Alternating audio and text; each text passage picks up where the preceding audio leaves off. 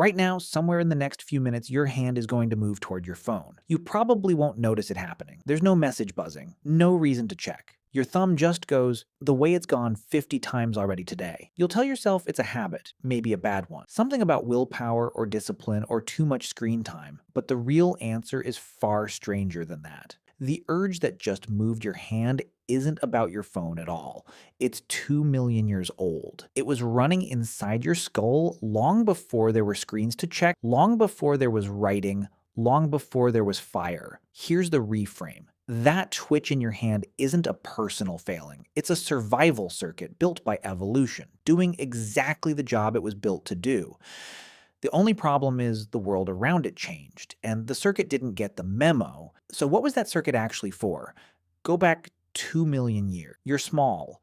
You're slow. Your teeth and your claws are mediocre at best.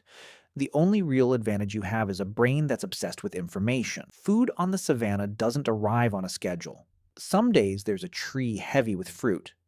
Other days, there's nothing for miles. Water sources shift with the seasons. Predators move unpredictably. The animals you're hunting don't wait around for you. In a world like that, the individuals who survived weren't simply the ones who found food. Plenty of individuals found food once and still struggled later. The ones who survived were the ones who kept looking, even after a dozen empty searches in a row. Evolution noticed this, and it built a reward system around it. A neuroscientist named Jaak Panksepp spent decades mapping the emotional circuits shared across mammal brains. He identified one he called the seeking system. It's a deep, ancient loop that doesn't activate when you get something. It activates when you're looking for something.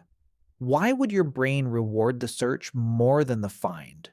Because the find is rare, the search is constant, and a brain that feels good while searching will keep searching long after a brain that only feels good when it finds something would have given up. That seeking system is still in your skull. It's just no longer pointed at a savanna. Now here's where it gets strange. In the 1950s, a psychologist named B.F. Skinner ran a series of experiments with pigeons in small boxes. Each box had a lever. Press the lever, and sometimes a food pellet drops. In the first version, the pellet dropped every single time the pigeon pressed the lever. Completely predictable. The pigeons pressed it when they were hungry, and ignored it when they weren't. Simple. Rational.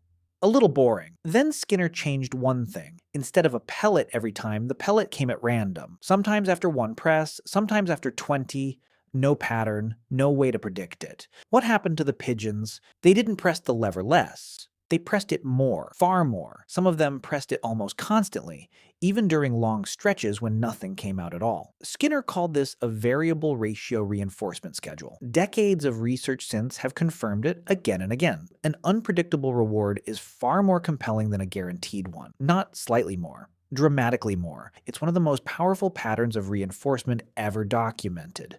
So picture this. Every time you unlock your phone, you're pressing that lever. Sometimes there's a message, sometimes a like, a comment, a headline that makes your stomach drop. Most of the time there's nothing. And the part of your brain doing the checking is the same part that evolved to keep searching the bushes after 10 empty ones in a row. It cannot tell the difference between a fig tree and a feed. To that ancient circuit, they're the same kind of problem. Uncertain reward, worth checking. But the seeking system was never working alone. There's a second hunger layered right on top of it. An anthropologist named Robin Dunbar spent much of his career studying something most people dismiss as trivial: gossip. For most of human history, people lived in small groups. 50 people, 100, maybe 150. In a group that size, knowing what was going on socially wasn't a luxury. It was survival information. Who was angry with whom?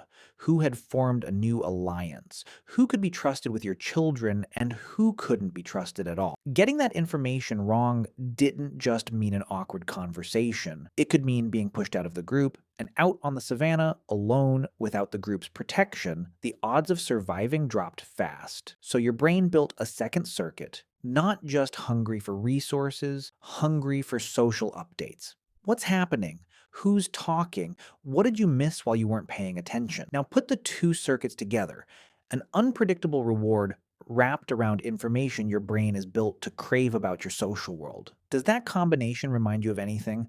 It's not an accident that it does. The people who design the apps on your phone understand both of these systems extremely well, not as ancient history, as a blueprint. The pull to refresh gesture mimics Skinner's lever almost exactly. A small physical motion followed by an uncertain reward. The notification badge tells you something happened, but never what. So the only way to resolve the uncertainty is to open the app. The endless scroll removes the natural stopping point that used to exist when a newspaper ran out of pages or a show ended. None of this means you're weak.